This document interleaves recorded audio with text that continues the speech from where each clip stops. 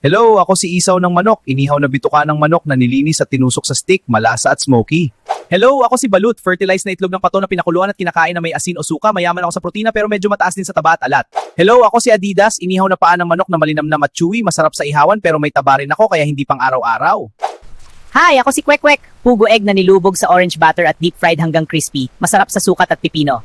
Hi, ako si Betamax, inihaw na dugo ng baboy ako at rich sa iron pero kapag napasobra pwedeng mabigatan tiyan mo. Hello, ako si Fishball, giniling na isda na binilog at pinirito, madalas sinasawsaw sa matamis o maanghang na sauce. Hi, ako si Kikiam, processed na karne o isda na binalot at pinirito, swak sa merienda pero may sodium ako kaya balance lang dapat.